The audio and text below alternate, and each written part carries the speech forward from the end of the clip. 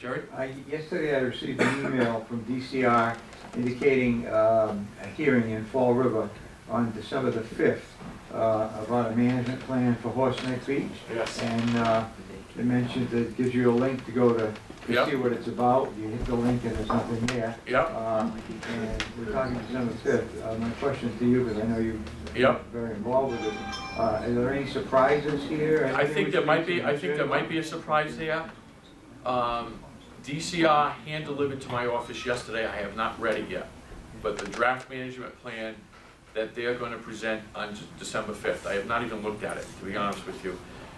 There's one issue that I'm very much opposed to, that I think is going to be proposed, and that's the elimination of the 32 campsites along the water. That's been part of every management plan I've seen forever. The good news is there's no money to implement this, so that's the good news. But the campgrounds at Horseneck Beach were built in the late 1950s. They weren't really built, they pretty much just leveled everything. They were built by highway engineers, you can tell. You go in there, it's flat. They want to upgrade, and I want them to upgrade the campgrounds. We did the beach. We built all the new beach services buildings, the offices and stuff. The next step was the campground. We want them to electrify the campsites. There's no electricity in there, so people are running generators and then running around with gas cans. It's just not a good situation.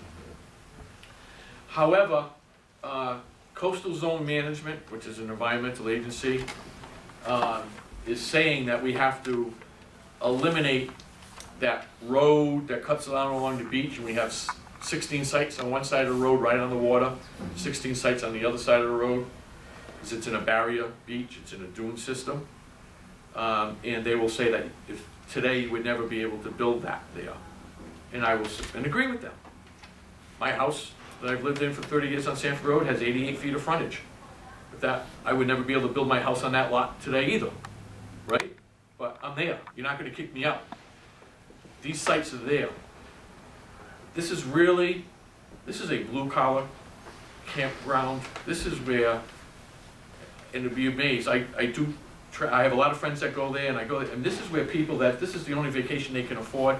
This is their piece of heaven. 2 weeks a year they can be on the beach or close to the beach. They have been outspokenly vocal about not closing these or eliminating these sites. They will say they're not eliminating, they're relocating. They're moving them. I'm like, well, add the additional ones over there, but leave these alone. They will cite the ability to accessibility, that these campers are blocking off public access to the beach. The campers themselves, even those that aren't lucky enough, because it's a lottery system, if you're not lucky enough, they'll tell you, no, we're campers. You walk through our campsite. That's what campers, campers are like, one big happy family, right? If you go camping, every camper helps out another camper. That you can walk through my site to get to the beach. It's never been an issue. So I am concerned, and as we know, the new commissioner, the head of DCR, is a very good friend of mine and ours, Ed Lambert, my predecessor to the State House of Representatives and the mayor from Fall River for 12 years while I served with him, and a very good friend of mine. So he's like, Mike, we're gonna have to talk.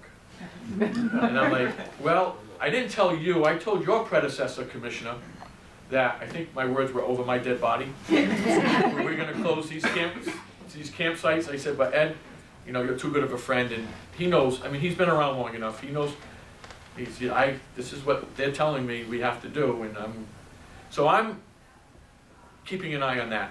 Other than that, I don't expect any other surprises.